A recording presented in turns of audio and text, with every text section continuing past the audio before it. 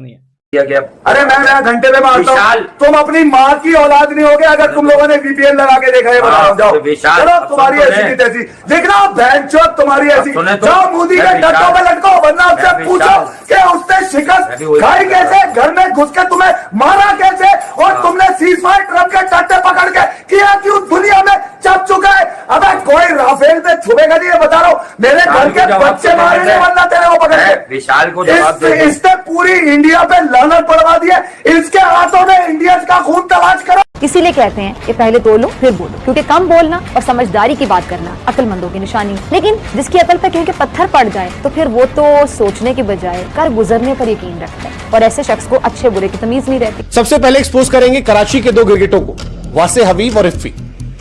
इनसे बेहतर वो पाकिस्तानी है जो कम से कम अपने मुल्क के साथ खड़े, मतलब दे हैव मोर रिस्पेक्ट, क्योंकि वो अपने देश के साथ खड़े रहे। बट ये दो ऐसे लोग हैं जो पैसों के लिए अपने देश को बेच सकते हैं, और इन्होंने बेचा भी। तो दोस्तों एक वीडियो लेके आया हूं, इस वीडियो को देखते हुए मुझे तो शर्म आ रही है। मुझे नहीं पता कि आप ये वीडियो देखेंगे आप कैसा फील करेंगे।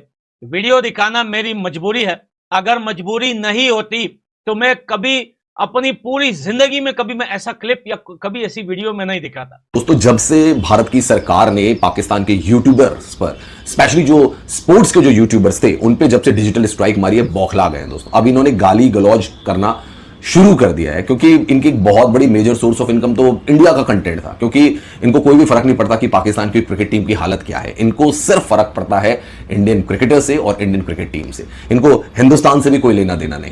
ये वो लोग हैं जो पहलगाम में हुए आतंकवादी हमले के बाद तो खामोश थे, लेकिन जब भारत ने इनको जवाब दिया तब भारत के ऊपर अंदर का जिहाद निकाला। शायद ना निकालते अगर भारत डिजिटल स्ट्राइक नहीं करता, इनके पैसों पर एक चोट ना देता, लेकिन जब पैसा मिलना बंद हुआ तो अंदर का जहर निकलना शुरू हुआ। इनको प्यार इंडिया से नहीं था, लाइक्स, फॉलोअर्स और वही था।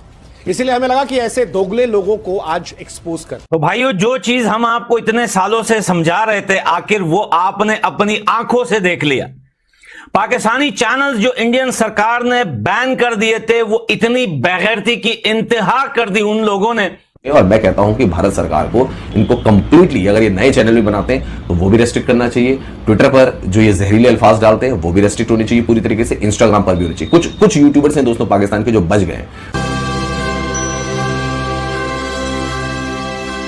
फ्रेंड्स वेलकम टू भारतीय स्पेशल। दोस्तों जैसा कि आपने वीडियो में देखा किस तरह से पाकिस्तानी भौंक रहे हैं, और आपको बता दूं कि उन्होंने पहले रिक्वेस्ट किया था भारतीय गवर्नमेंट के बैन करने के बाद से उनका चैनल अब पूरी तरह से भारत में बैन हो चुका है, और वो रिक्वेस्ट कर रहे हैं कि VPN डाउनलोड करके देखें हमारा चैनल, क्योंकि उनके ऊपर व्यू नहीं आ रहा है। व्यू नहीं आएंगे तो मनी का प्रॉब्लम। पहले उन्होंने यही पाकिस्तानी है जो अपने पाकिस्तान को माँ बहने करने के लिए कोई कसर नहीं छोड़ते थे, क्योंकि भारत से व्यू चाहिए होता है इनको, और व्यू न मिलने पर पाकिस्तानियों ने माँ बहने कर दी पाकिस्तानियों की खुद की क्रिकेट टीम की। अब VPN ने भारत में बैन हो चुके, VPN पे कोई देख नहीं रहा है, तो ये जिहादी पाकिस्तानी अब दूसरी तरह से अब भारत के खिलाफ ही षड्यंत्र करना चालू कर दिए हैं। लेकिन जो लोग हैं जिन्होंने चैनल बंद किए उन्होंने हमारी पीठ पे जुड़ा घोंपा। हम हमारी पीठ में कोई जुड़ा नहीं घोंपा भाईजान। हम काम कर रहे थे। नहीं, ये भी गलत बात है। खेलों के लिए काम कर रहे थे, ये गलत बात ना करें। हमने हमेशा खेल कोई छुरा नहीं घोंपा, उनकी पॉलिसी है, उनकी पॉलिसी है। छुरा घोंपना और होता है। आप सब फिर आप अपनी बात कर भाईजान, आप गलत बात करेंगे तो गलत बात नहीं।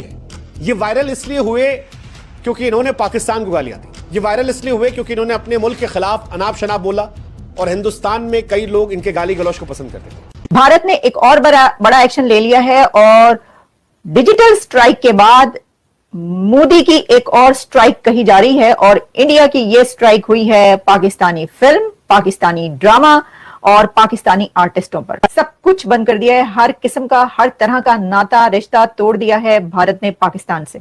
मेरे पीछे जो आप ये चैनल्स के नाम देख रहे हैं ना, ये पाकिस्तानी भिखारिस्तान आतंकिस्तान के चैनल्स हैं जो लगातार प्रोपेगेंडा भारत के खिलाफ में फैलाते हैं, और उसी को लेकर के भारत सरकार ने इनको बैन कर दिया है।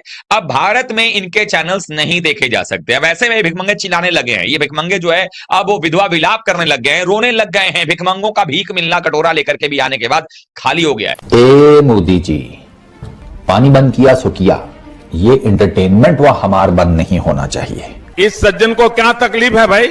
यार मुझे समझ नहीं आ रहा कि मैं हंसूं या रोऊं, क्योंकि पूरे पाकिस्तान का मीडिया ठुक गया। तो दोस्तों देखा आपने किस तरह से पाकिस्तानी जिहादी हैं वो षड्यंत्र रचना चालू कर दिए हैं भारत के खिलाफ ही, क्योंकि अब उनको भारत से कुछ व्यू तो मिल नहीं रहा है। जो भी पाकिस्तान के लोग हैं अब ऐसे ही कुछ षड्यंत्र करके व्यू तो लेके आना है, कैसे भी लेके आना है, क्योंकि अपना चैनल तो चलाना है। क्योंकि जो पाकिस्तानियों की हालत हो रखी है वो बहुत बुरी से बदतर से हो रखी है, क्योंकि उनके चैनल पे व्यू नहीं आते थे। उनके जो 80-90% व्यू आते थे वो भारत से ही आते थे, लेकिन अब जिहादियों ने भारत के खिलाफ ही षड्यंत्र रचना चालू कर दिया है।